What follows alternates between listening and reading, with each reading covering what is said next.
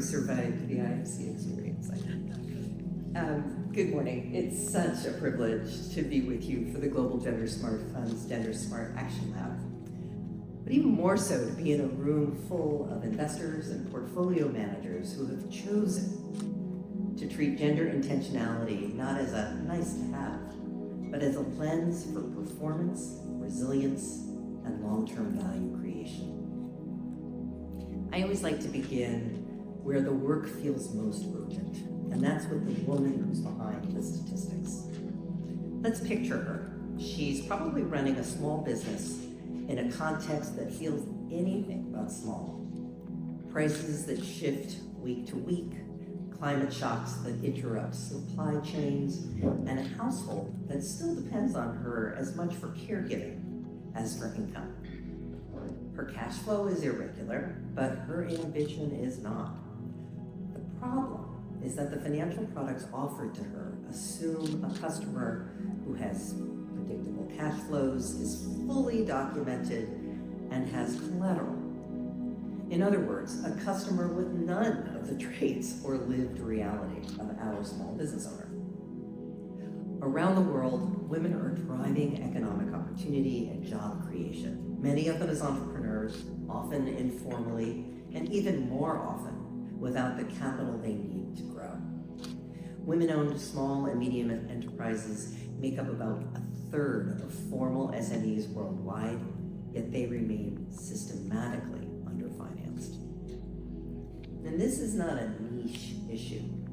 The International Labor Organization estimates that 80% of enterprises operate in the informal economy.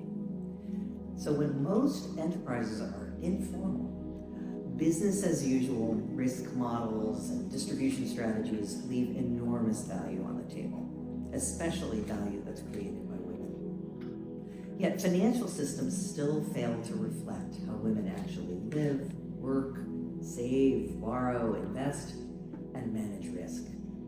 And that failure isn't some kind of social problem, it's a capital allocation problem. That's why the Global Gender-Smart Fund really matters more than it has ever before, perhaps. GGSF is investing in financial service providers in developing markets, and it's pairing that capital with technical assistance so that strategy, systems, and perhaps most importantly, culture move along with the balance sheet. Women's World Banking is proud to serve as a technical assistance partner along with NERAS, and through Women's World Banking Asset Management, we're also an investor working with institutions to translate gender intent into operational change. If we're going to unlock the opportunity underlying those millions of women-led businesses, it's going to require integrated solutions that address how capital, data, design, systems, and leadership reinforce one another. So let's take a closer look for a moment at that last point, leadership. Across the global financial sector, women are advancing, but not into the roles where the biggest decisions are made. OMFIF's Gender Balance Index for 2026 finds women hold about a third of senior roles, yet they represent only about 19% of top leadership roles. That promotion problem isn't a talent problem. The talent is there, sitting in this room right here. It's a systems problem, and it shapes everything that follows from there. Which customers are seen, which products get built, what data is collected, what data is ignored, and which risks are caught early enough to manage. And if women are missing from leadership, they are more likely to be missing from the data, misread by credit systems, and excluded from capital allocation.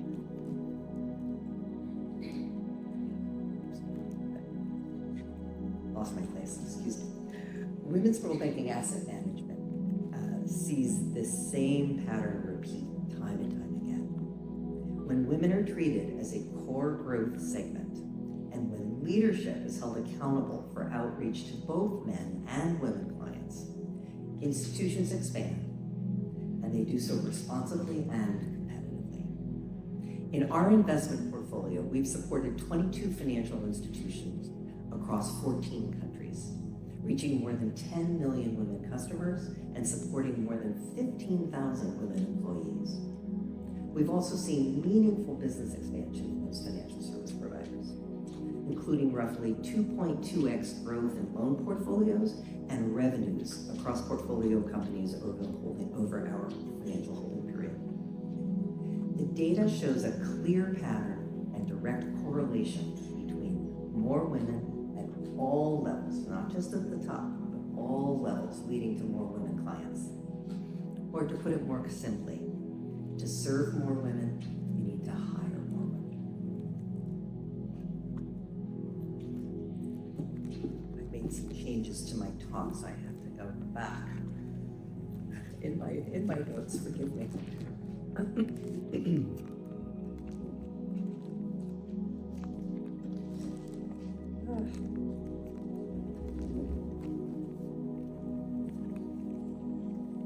From Women's World Banking's work across markets, 5 barriers show up again and they're interconnected. They compound each other. There are capital gaps, product and channels designed around the default male customer, weak gender data, credit systems that don't recognize women's financial lives, and technology that can scale bias if it isn't governed responsibly. So let's take those one by one. First, the growth in capital borrowing. Women-led micro, small, and medium enterprises face a financing gap measured in the trillions. I've seen 1.9 trillion rather than 1.7 as the most frequently quoted number.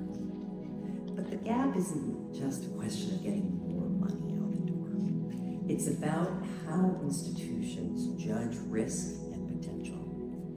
In India, for example, our work on credit bias with digital lender lending card found that women-led SMEs had better repayment rates and even slightly higher average loan sizes, yet they still had lower approval rates by the institution. That's mispriced risk and missed revenue, and it's a pattern investors really can't afford to continue to normalize. The second barrier, the design and distribution barrier. Even when women are so-called bankable, too many products are built for a customer who has predictable income, formal documentation, and collateral in her own name. Assumptions that don't match the reality of most women entrepreneurs. These aren't failures of demand, they're failures of product and system design.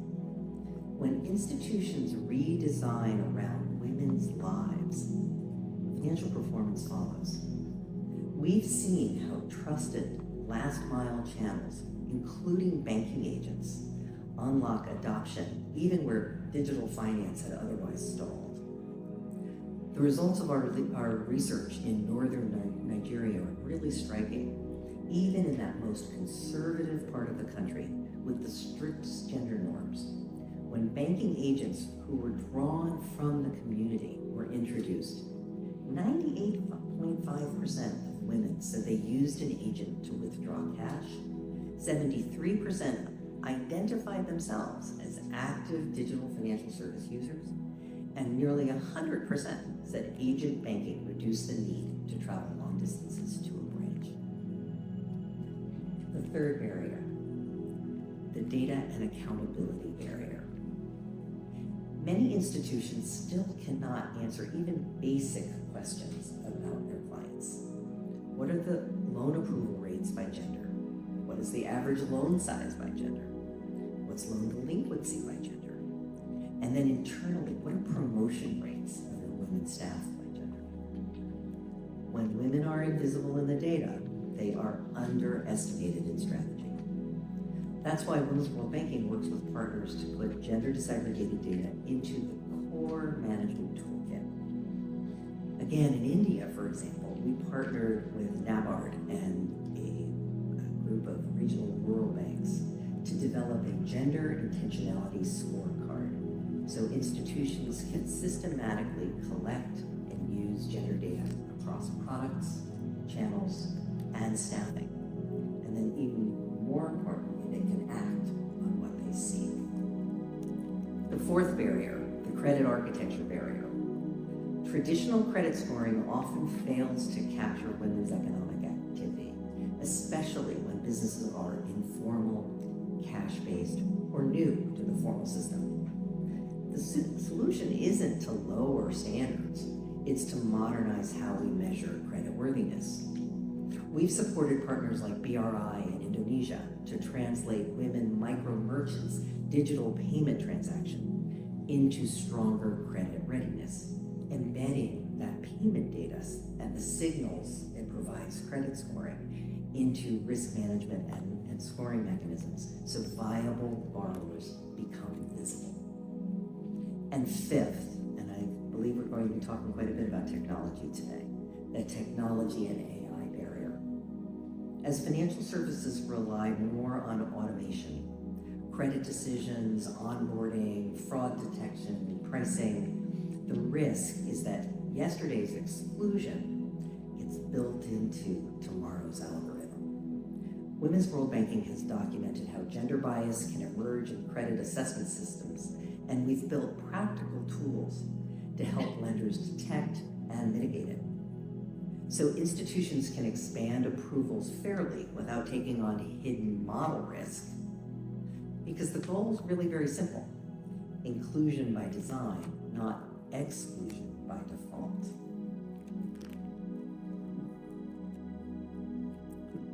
So let me just share one example from Women's World Banking's investment portfolio that I think brings together many of these themes. Historically, Ugafode, a Ugandan digital microfinance institution, primarily served male farmers in Western Uganda. But it made a deliberate decision to expand to women micro-entrepreneurs through introducing the Smart Women Loan. It was designed with flexible collateral requirements. Loan sizes ranged anywhere from $30 US to 9,000, and outreach ranged from sectors across trade and transport, agriculture, tourism, education, and others. With recommendations from Women's World Banking Asset Management, Ugafode also improved delivery channels and marketing. Between 2022 and 2024, the number of women borrowers increased by more than 50%. The women's loan portfolio more than doubled from about $4 million to more than $9 million, and women's share of that total portfolio grew from 22% to 28%. And importantly, women also outperformed men on portfolio quality. And as always, behind these numbers is an individual woman, like Immaculate Mukatumezi, a Ugafode customer who is, interestingly, in the Kwambali refugee settlement.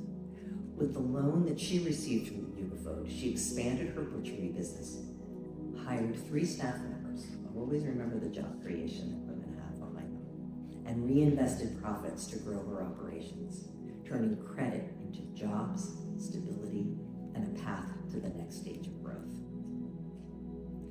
So in closing, let me offer 3 concrete actions. This is an action lab, remember.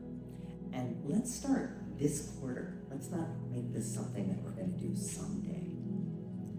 Let's agree to make gender data non-negotiable. I want you to ask every investee and every portfolio manager, do you collect gender disaggregated aggregated data across your customers, across portfolio performance, across your workforce? I'm doing my due diligence. Can I see approval rates, loan sizes, pricing, retention of both clients and staff, and arrears by gender? It's a really old cliche, but what gets measured does get managed, and what doesn't get measured stays invisible. The second thing I challenge you to take on this quarter is to link capital to operational change, not just to intentions. Let's build our gender outcomes into covenants. Let's put technical assistance plans and board agendas that have those outcomes built into them. Let's look for evidence of product redesign, distribution changes, credit architecture that fit women's